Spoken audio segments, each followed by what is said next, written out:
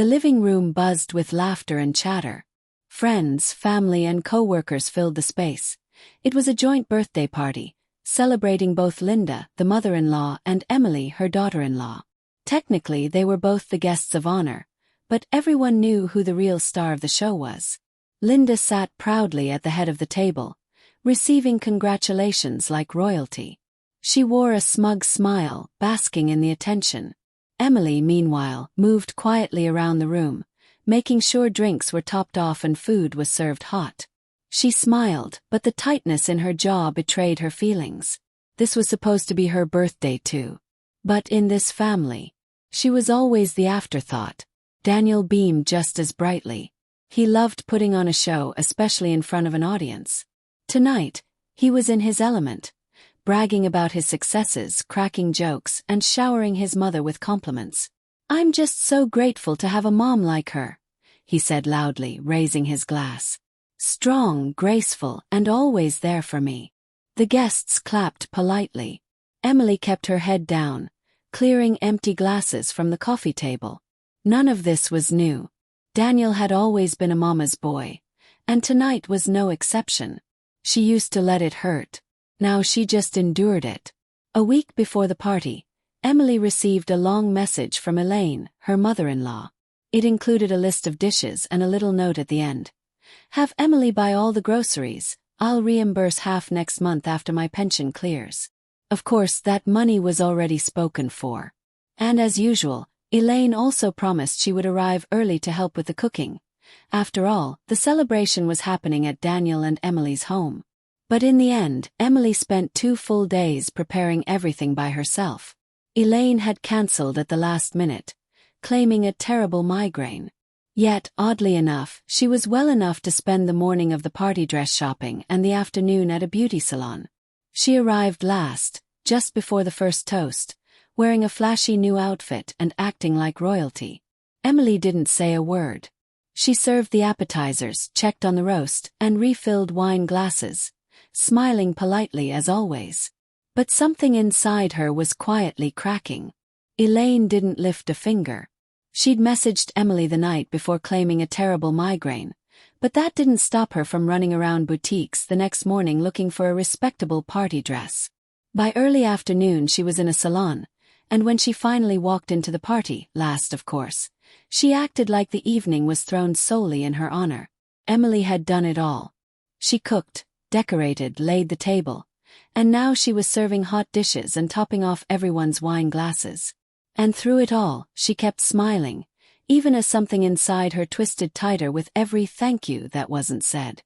Daniel, her husband, played his usual part, the charming host. He told loud jokes, accepted praise with a grin, and made sure to remind everyone that he was the one who provided for the family. He stood tall and proud, as if none of this would have been possible without him. When it came time for gifts, Daniel stood up, grinning ear to ear, and pulled out a sleek designer box from the closet. Elaine clapped her hands like a giddy teenager, clearly expecting something grand. "Yes, Mom, this one's for you," Daniel announced with mock ceremony, holding the box high before placing it in front of her.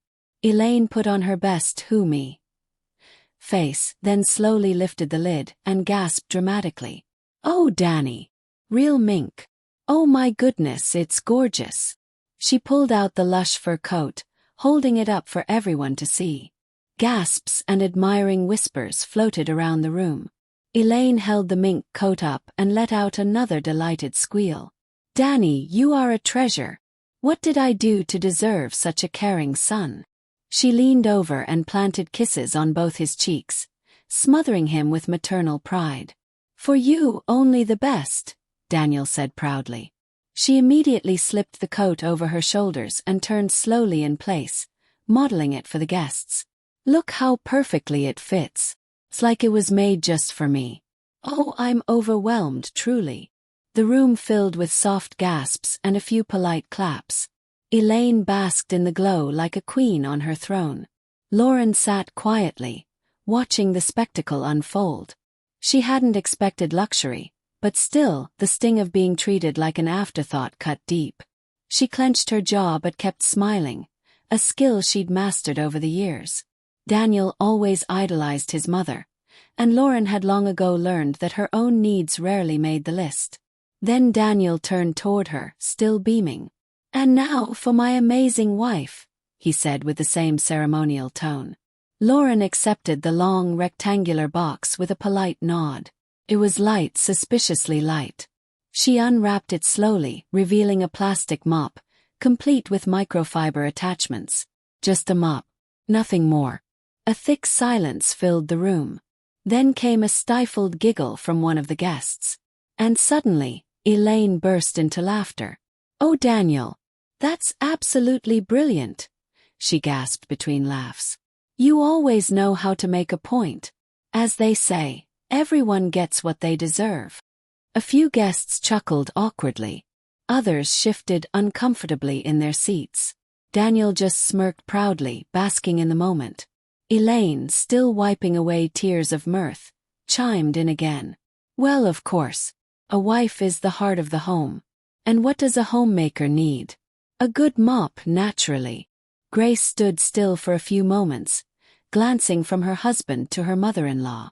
She realized this wasn't just a thoughtless joke. Daniel had humiliated her, publicly. And what's worse, he didn't even see anything wrong with it. As the laughter died down, Elaine, still catching her breath from giggling, looked right at Grace. "Gracie, just look at it. So practical. Replaceable heads, collapsible handle. Such a thoughtful gift. You should be grateful. Some women would be thrilled just to get anything from their husbands these days."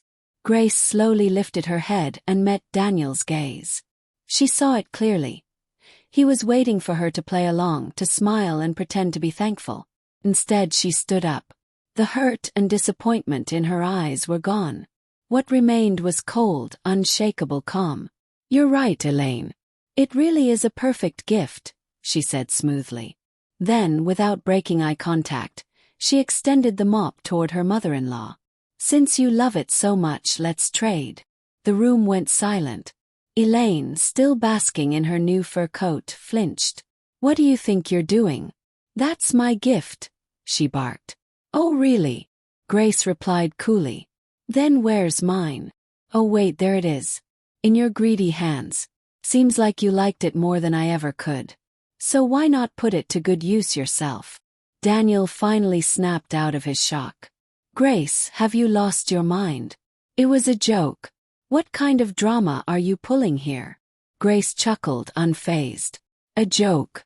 Oh, Daniel, you're the king of those. Except no one's laughing at me. They're laughing at you. And do you know why? Because a real man gives his wife a fur coat, not a mop." The guests murmured, some stifling smiles as they watched the scene unfold. "You always wanted an obedient wife, Daniel. Well, there she is." Grace nodded toward Patricia, his mother.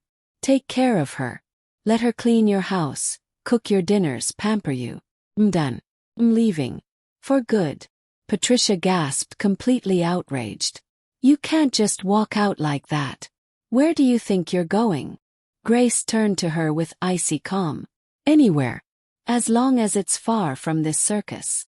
She scanned the room, locking eyes with Daniel. "You thought you could humiliate me and I'd just keep smiling? You were wrong. Today won't be forgotten. But don't get it twisted. Today I didn't lose a husband. You lost your wife." With that, she turned and walked confidently to the door. The guests parted in silence to let her through. As the door closed behind her, the room suddenly felt colder, emptier. Daniel opened his mouth to say something. Anything. But for the first time in his life, he realized his words meant absolutely nothing.